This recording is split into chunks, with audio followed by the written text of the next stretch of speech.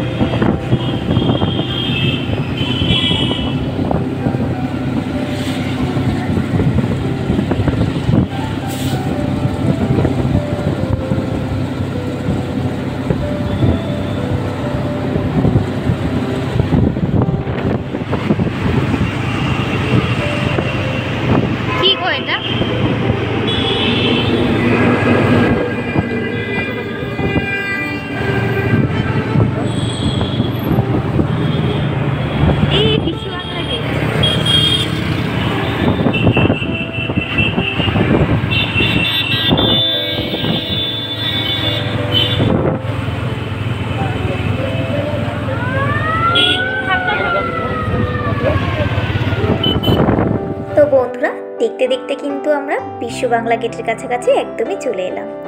আর বিশ্ব বাংলা গেট সম্পর্কে তো তোমরা সবাই জানো কম বেশি, হয় এখানে এসেছো, না হলে ফোনে দেখেছো। তো এই যে গোল গেটটা দেখছো, এর মধ্যেই কিন্তু একটা গোটা রেস্টুরেন্ট আছে। অনেকদিন ধরে এখানে আসবো করি, তবে এখনো কোনোদিন আসা হয়ে ওঠেনি। তবে একদিন এলে ঠিক ব্লগ করব আর তোমাদের সাথেও সেটা শেয়ার করব। আর দেখো, বিশ্ব বাংলার আশেপাশের চারিদিকের পরিবেশটা, মানে চারিদিকের বিল্ডিং বা রাস্তাগুলো কত সুন্দর, ভীষণই সুন্দর লাগছে না? ভীষণ একটা সুন্দর জায়গার মাঝখানেই কিন্তু এই বিশ্ব বাংলা গেটটা অবস্থিত। তো এখান থেকে কিন্তু এখনো প্রায় 15 মিনিট কিন্তু লাগবে। আর সত্যি বলতে নিউ টাউনের এই পুরো পরিবেশটা, মানে পুরো রাস্তাটাই এত সুন্দর ছিল যে বলতে পারো আমি গোটা রাস্তাটাই জুড়ে ব্লগ করতে করতে গেছি, মানে ভিডিও করতে করতে গেছি। আর এখন এডিট করার সময় ভাবছি কোন ভিডিওটা ছেড়ে কোন ভিডিওটা পোস্ট করব। তো তারপরে ভাবলাম ঠিক আছে, আজকে না হয় একটু বড় ব্লগই পোস্ট করি আমার বন্ধুদের জন্য। আজ না হয় আমার বন্ধুরা আমার সাথেই পুরো নিউ টাউনটাই ঘুরে দেখুক। তবে এবারই যে আমি ফার্স্ট টাইম নিউ টাউন এলাম তা কিন্তু নয়, তবে এভাবে কখনো ব্লগ করা হয়নি বা এভাবে কখনো ভিডিও করা হয়নি। সেই জন্য ভাবলাম যে আজকে এভাবেই পুরো রাস্তাটাই তোমাদের সাথে শেয়ার করি আর গল্প করি। তো এখান থেকে প্রায় 8 থেকে 9 বছর আগে আমি নিউ টাউনে ফার্স্ট এসেছিলাম, তাও আবার একা। আর কেন জানো? আমার জয়নিং লেটার নিতে। এখান থেকে প্রায় 8-9 বছর আগে আমি নিভিয়া কোম্পানিতে অ্যাজ এ বিউটি অ্যাডভাইজার হিসেবে জব পেয়েছিলাম। তখন থেকে জব করি আর কি। তো তখনই আমি ফার্স্ট নিভিয়াতে জয়েন করেছিলাম। এই জন্য তখন জয়নিং লেটার নিতে আমাকে এই নিউ টাউনই আসতে হয়েছিল, তাও আবার একা একা। আর সত্যি বলতে গ্রাম থেকে শহরে এসে এই নিউ টাউনের মতো একটা জায়গায় একা একা আসা আমার কাছে কিন্তু একটা আলাদাই এক্সপিরিয়েন্স ছিল। আর সত্যি বলতে খুব ভালোও লাগছিল। আর আমাদের ওই নিভিয়ার অফিসটা ছিল একদমই ইকো পার্কের অপোজিটে, তো এই জন্য খুব একটা অসুবিধা আমার হয়নি। আজ বরের সাথে সেই অফিসের সামনে দিয়ে যেতে যেতেই আমার এখান থেকে 8-9 বছর আগে সেই পুরনো কথাই মনে পড়ে গেল। তাই ভাবলাম এই কথাটা তোমাদের সাথে একটু শেয়ার করি। তো এই নিউ টাউন বলো বা সল্টলেক বলো, এই পুরো এলাকাটায় যে বড় বড় বিল্ডিংগুলো দেখছো সবই কিন্তু কোনো না কোনো কোম্পানির অফিস। আর আছে বড় বড় রেস্টুরেন্ট বা শপিং মল। বাড়ি বা ফ্ল্যাট যে নেই তা কিন্তু নয়, তবে এখানে অফিসই ভর্তি, বিশেষ করে সল্টলেক সেক্টর 5-এ। চারিদিকে যেদিকেই তাকাবে সেদিকেই শুধু কোনো না কোনো কোম্পানির শুধু অফিসই দেখতে পাবে।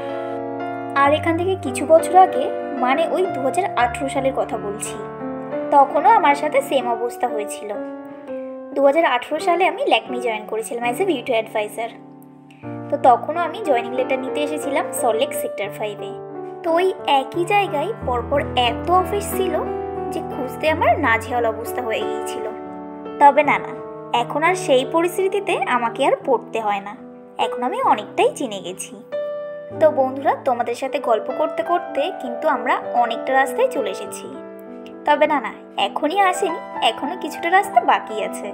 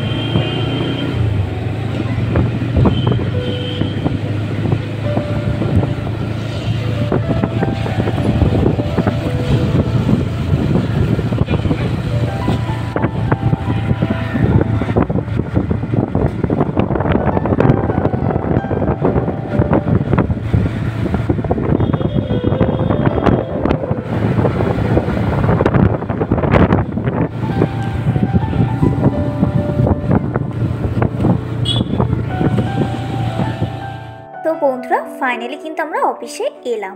এই যে এইচডিএফসি ব্যাংকটা দেখতে পাচ্ছ, এই বিল্ডিংটার ভেতরেই কিন্তু আধার কার্ডের সব রকম কাজ হয়। তো চলো ভেতরে যাওয়া যাক। তো চলে এসেছি, এখন বাজে প্রায় 1টা। এখানে আসতে গেলে ওই 11টার মধ্যেই কিন্তু আসতে হয়। যেহেতু আমাদের 1টা বেজে গেছিলো, বলছিল হবে না, তারপর বর একটু জোর করলো আর করে দিল। তো দেখো আমি এখানে বসে পড়েছি আর বর গিয়ে লাইন দিয়েছে। তো আমাদের 15-20 মিনিটের মধ্যেই কিন্তু কাজ পুরো কমপ্লিট। তো কাজ কমপ্লিট করে এবার বেরিয়ে পড়লাম আবার দুজনে মিলে। তবে না, এখনই বাড়ি যাচ্ছি না, এখন যাব আরসেলানে, মানে আরসেলানের স্পেশাল মাটন বিরিয়ানি খেতে। তো যখনই নিউ টাউনের দিকে আসি আরসেলানেই কিন্তু মাটন বিরিয়ানি খেয়ে যাই।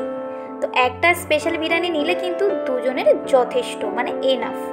তো আমরা যতবারই আরসেলানে আসি ততবারই কিন্তু ওই আরসেলানের স্পেশাল মাটন বিরিয়ানিটাই খাই। তো এই মাটন বিরিয়ানির মধ্যে কিন্তু 2 পিস মাটন থাকে, আবার 2 পিস আলু থাকে, সঙ্গে আবার ডিমও থাকে। এজন্য কিন্তু দুজন খুব ভালোভাবেই খাওয়া যায়। তবে শুধু যে এখানে এলে খায় তা কিন্তু নয়, আমাদের বাড়ির কাছাকাছি মানে নাগের বাজারের ওখানে কিন্তু একটা আরসেলান আছে, এদেরই ব্রাঞ্চ।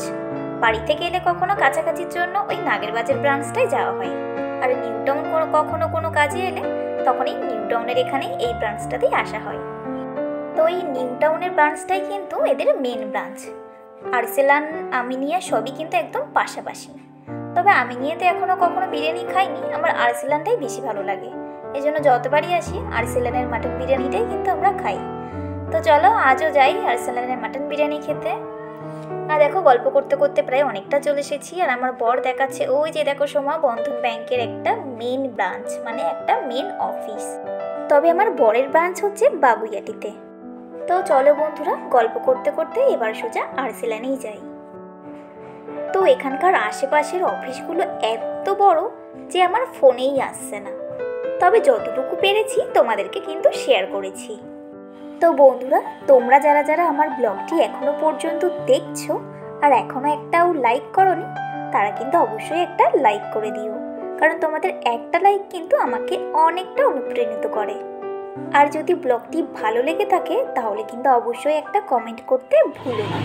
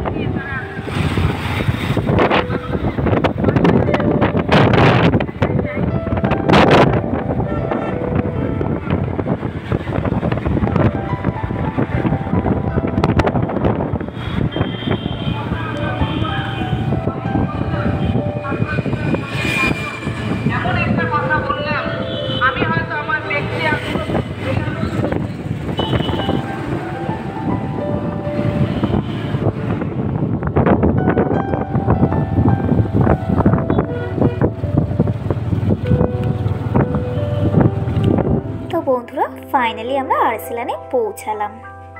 তো জয় এখন অর্ডার দিচ্ছে, আর ওরা প্লেটও দিয়ে গেছে অলরেডি। আর আরসেলানে আসা মাত্রই মনে হয় কখন বিরিয়ানি দেবে আর কখন আমি খাবো। তা বাদেও এখন প্রায় 2টোর বেশি হয়ে গেছে, এজন্য আরও বিরিয়ানি বিরিয়ানি করছে মনটা।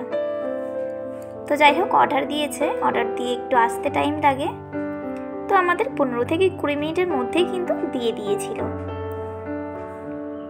তো এইটা ছিল আমার বর, আর এদিকে আমিও বসে গেছি। বরকে বললাম একটু ভিডিও করে দাও। তো যাই হোক, অনেকগুলো ভিডিও করার পরে এটাই একটু দেখলাম যে ঠিকঠাক লাগছে, এটাই তোমাদের সাথে শেয়ার করলাম। আর এখানে কিন্তু খুব সুন্দর একটা মিউজিকও চলছিল, কিন্তু কি আর করা যাবে, কপিরাইটের জন্য সেটা আবার বন্ধ করে দিলাম। তো যাই হোক, তোমরা আমার মিউজিকে শোনো। তো এদিকে দেখো স্যালাড দিয়ে গেছে, আর স্যালাডের মধ্যে ছিল গাজর, শসা, টমেটো, কাঁচা লঙ্কা, লেবু, আর ছিল বিট, আর একদম নিচে কিন্তু পেঁয়াজও ছিল।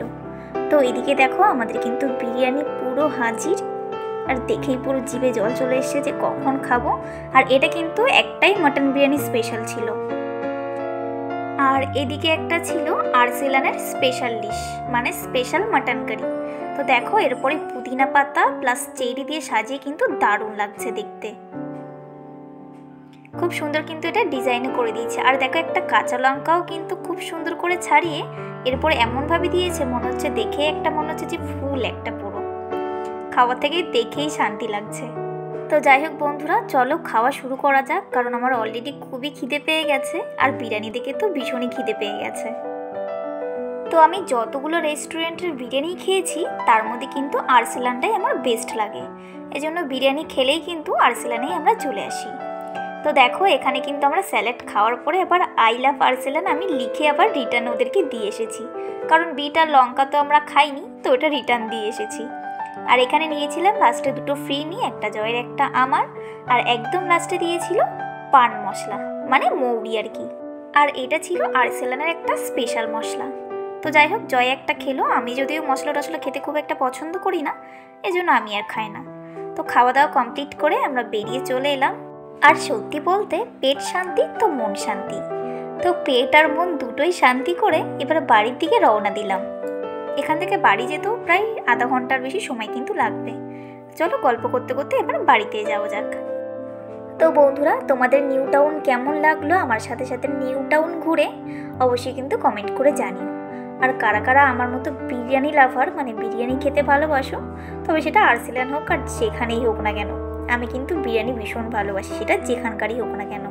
তবে হ্যাঁ, আরসেলানটা সব থেকে বেশি পছন্দ করি, আরসেলানের বিরিয়ানিটাই কিন্তু আমার কাছে সব থেকে বেশি ভালো লাগে। তো তোমরা কারা কারা খেতে ভালোবাসো আমার মতো বিরিয়ানি, তারা কিন্তু অবশ্যই কমেন্ট করে জানিও।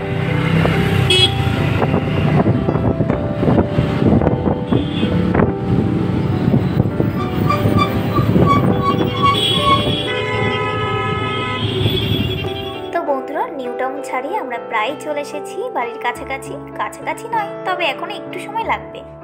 সে যাই হোক, আজকের ব্লগটি কিন্তু আমি এখানেই এন্ড করছি। তো ব্লগটি যদি ভালো লেগে থাকে অবশ্যই কিন্তু একটা লাইক করো, কমেন্ট করো, শেয়ার করো আর সাবস্ক্রাইব করো। আর আমার চ্যানেলে যদি কেউ নতুন বন্ধু হয়ে থাকো অবশ্যই কিন্তু চ্যানেলটিকে সাবস্ক্রাইব করে পাশে থাকা বেল আইকনে ক্লিক করো, তাহলে কিন্তু সবার আগে আমার ভিডিওগুলো তোমার কাছেই পৌঁছে যাবে। তো চলো আজকের মতো ব্লগটি আমি এখানে এন্ড করলাম, দেখা হচ্ছে তোমাদের সাথে আবার নেক্সট ব্লগে। তো ততক্ষণ সবাই ভালো থেকো, সুস্থ থেকো, সাবধানে থেকো, আর আমাকে এভাবেই সাপোর্ট করো। তো চলো, টাটা এন্ড বাই বাই।